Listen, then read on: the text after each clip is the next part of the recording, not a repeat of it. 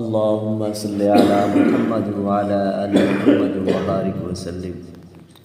اعوذ باللہ من الشیطان الرجیم. بسم اللہ الرحمن الرحیم. ود کثیر من اہل الکتاب لو یردونکم من بعد ایمانکم کفارا حسدا من عند انفسهم من بعد ما تبین لهم الحق. صدق اللہ العظیم. ود کثیر اور لٹا دے تو پسند کیا بہت سے لوگوں نے من اہل الکتاب اہل کتاب میں سے لو یردونکم اس بات کو کہ تم کو وہ لٹا دے من بعد ایمانکم کفارا تمہارے ایمان لانے کے بعد کفر کی طرف. من اہل الکتاب اہل کتاب سے مراد جو تورات کو مانتے ہیں، انجیل کو مانتے ہیں اور زبور کو مانتے ہیں ان کو اہل کتاب کہتے ہیں. جن کا دعویٰ ہوتا ہے کہ ہم تورات کے قائل ہیں، ہم زبور کے قائل ہیں، انجیل کے قائل ہیں. قرآن نے ان کو اہل کتاب کہا ہے. لو یردونکم من بعد ایمانکم کفارا. بہت سے صحابہ کرام تھے، کوئی عیسائیت کو چھوڑ کے اسلام قبول کیا، کسی نے یہودیت کو چھوڑ کے اسلام قبول کیا، کسی نے سابی کو چھوڑ کے اسلام قبول کیا. تو وہ عیسائی یہودی حضرات اب یہ اس کوشش میں تھے کہ کسی طرح ان کو دوبارہ ہم اپنے دین پہ لے آئیں. صحابہ کرام کو ان کو عیسائی کر دیں، یہودی کر دیں یا سابی کر دیں. یہ کیوں تھا؟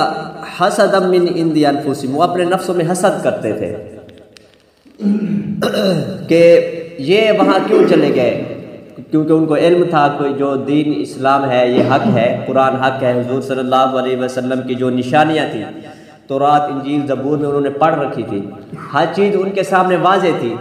تو ان کو علم تو تھا کہ وہ جہاں کھڑے ہیں حق پہ کھڑے ہیں. اس کے بعد وہ حسد کرتے تھے کہ وہ حق پہ کیوں کھڑے ہیں، ہم یہاں کیوں ہیں. تو ان کو بھی جہاں ہم کھڑے وہاں لٹا دیں. اسی کو فرمایا حسد من عند انفسہم. حسد اسی کو کہتے ہیں. حسد کہتے ہیں کہ کسی کی اچھائی کو دیکھ کر اور اپنے دل کے اندر کڑھانا کہ اس کے اندر یہ اچھائی کیوں ہے. مثال کے طور پہ کسی کو اللہ تعالیٰ حسن دیتا ہے تو کچھ لوگ دل میں یہ سوچتے ہیں اللہ تعالیٰ نے اس کو حسن اتنا کیوں دیا ہے. کسی کو اللہ تعالیٰ نے کوئی اچھا ہنر دیا ہوتا ہے، کسی کو اللہ تعالیٰ نے علم دیا ہوتا ہے، تو کچھ لوگ کڑتے ہیں دل کے اندر، سوچتے ہیں کہ اللہ اس کے پاس یہ اتنا حسن کیوں ہے، اتنا اس کے پاس اتنا کمال کیوں ہے. تو حسد اسی کو کہتے ہیں.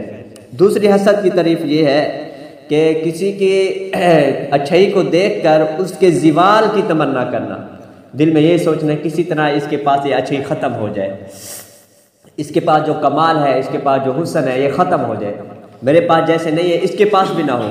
تو اس کو حسد کہتے ہیں. اور حسد کرنا بہت بڑا گناہ ہے. حسد کے بارے میں آتا ہے قرآن میں وَمِن شَرِّ حَاسِدٍ إِذَا حَسَدَ. حضور صلی اللہ علیہ وسلم نے یہ دعا مانگی کہ اے اللہ ہمیں حاسدوں کے حسد سے محفوظ فرما، جو حسد کرتے ہیں ان کے حسد سے ہماری حفاظت فرما. اسی طرح حدیث پاک میں آتا ہے کہ ان الحسد یأکل الحسنات. جو حسد کرتا ہے، حسد جو ہے وہ نیکیوں کو اس طرح کھا جاتا ہے جیسے آگ جو ہے وہ لکڑیوں کو کھا جاتی ہے، جیسے آگ لکڑی کو ختم کر دیتی ہے. اسی طرح جو لوگ حسد کرتے ہیں، دل کے اندر حسد رکھتے ہیں، تو وہ حسد ان کی نیکیوں کو اسی طرح کھا جاتا ہے، ختم کر دیتا ہے.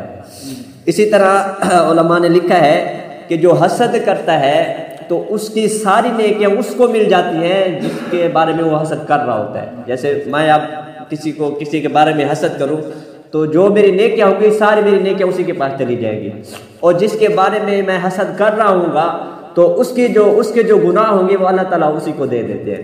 اتنا بڑا نقصان ہے حسد کرنے کا. تو حسد کرنا بہت بڑا گناہ ہے.